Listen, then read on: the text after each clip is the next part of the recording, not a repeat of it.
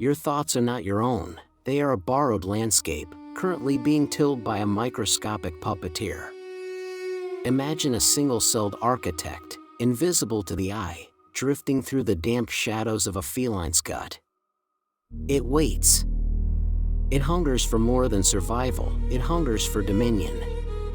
This is Toxoplasma gondii, a silent passenger that bridges the gap between the predatory and the prey, rewriting the chemical blueprints of your brain to serve its own cold, evolutionary whims. The air smells of wet earth and copper. As the parasite enters your bloodstream, it doesn't just travel, it colonizes. It slips past the blood-brain barrier, the vault of your very self, with the ease of a ghost walking through a heavy, locked door. Once inside, it settles into the soft, gray matter, weaving its cyst-like nests into the synaptic dance of your neurons. It begins to whisper in a language of neurotransmitters, muffling the ancient scream of fear that should keep you safe. We like to believe in the sanctity of our will, the unshakable eye at the center of the storm. But Toxoplasma reveals the fragility of that ego. It turns the cautious into the reckless and the fearful into the bold.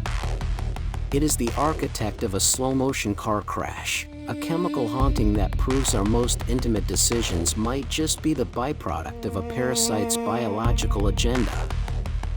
You are not the driver, you are the vehicle.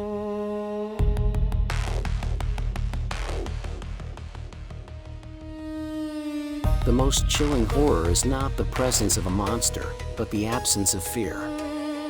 In the natural order, the smell of a predator is a biological alarm, a primal scream that commands the muscles to flee. But Toxoplasma is an expert in neuroalchemy. When it enters the brain of a rodent, it performs a surgical strike on the amygdala, the seat of terror. Suddenly, the sharp, pungent scent of cat urine no longer signals death, it signals desire.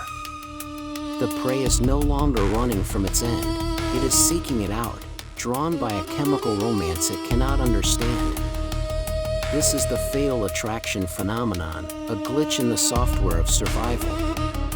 The parasite floods the system with dopamine, the neurotransmitter of reward, essentially drugging the host into a state of blissful recklessness.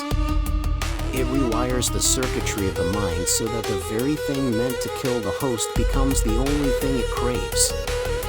The mouse walks into the jaws of the cat not out of bravery, but because its internal compass has been shattered and rebuilt to point toward its own destruction. We are not so different. In humans, this subtle sabotage manifests as a slow erosion of caution. Our reaction times lengthen, a lethal lag in the face of oncoming traffic. Our dopamine levels spike, nudging us toward higher stakes and greater risks.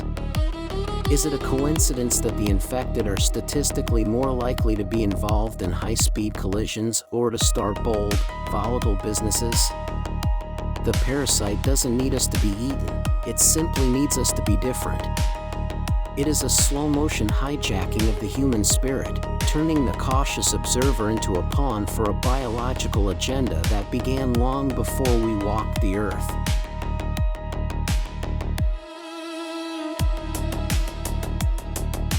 The transformation is not a sudden snap, but a slow, rhythmic erosion of the soul. In the quiet corridors of the human psyche, Toxoplasma acts as a meticulous editor. It doesn't just dull the blade of fear, it sharpens the edge of neurosis. Statistical shadows suggest a harrowing correlation. Those carrying the parasite's mark are often more prone to guilt, insecurity, and a frantic, restless anxiety. It is as if the parasite is tuning the host's internal frequency to a channel of constant, low-level static, a psychological friction that wears the mind thin until it begins to fray. Beyond the personality shifts lies a darker, more clinical nightmare. The parasite's presence is whispered in the same breath as the fractured realities of schizophrenia. By interfering with the brain's delicate dopamine balance, Toxoplasma mimics the very mechanisms of psychosis. Imagine a mind where the walls between the real and the imagined become porous, thinned out by the persistent burrowing of a microscopic intruder. This is the ultimate desecration, the colonization of the imagination itself, where your own thoughts are rewritten by a tenant that has no name. We walk through the world believing we are the masters of our own logic. Yet, for nearly a third of the global population, the self is a committee. Every sudden outburst, every uncharacteristic risk, every inexplicable dip into the darkness of the mind might not be a choice at all. It is the signature of a silent passenger paying its rent in the currency of your sanity. We are not just biological machines. We are crowded ecosystems, often hosting the very architects of our own mental undoing.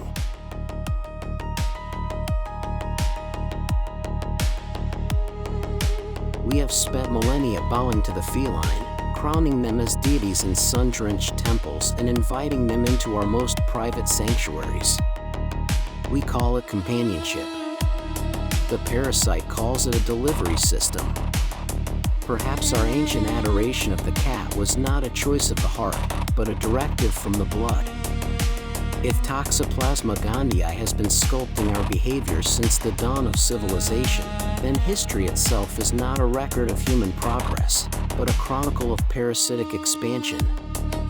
Every empire built on reckless ambition, every explorer who sailed into the certain death of the unknown, how many were driven by the silent hum of a microscopic stowaway?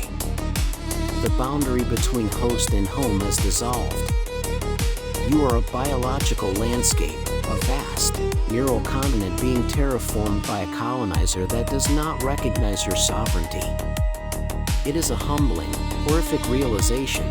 The soul may simply be the space where biology and infection overlap. As the parasite matures within you, it ensures its own future by subtly altering yours, nudging you toward the very risks that might return its kin to the belly of a predator. The circle of life is not a noble progression, it is a closed loop of consumption and control. To understand the parasite is to accept that you are never truly alone in the dark theater of your mind. If this descent into the microscopic abyss has unsettled your sense of self, perhaps it is time to look closer at the world around you. Lend your mark to this archive by subscribing and liking, ensuring these truths continue to spread like a fever. After all, the passenger within you is already listening. Your descent is just beginning. Welcome to the Mortal Coil.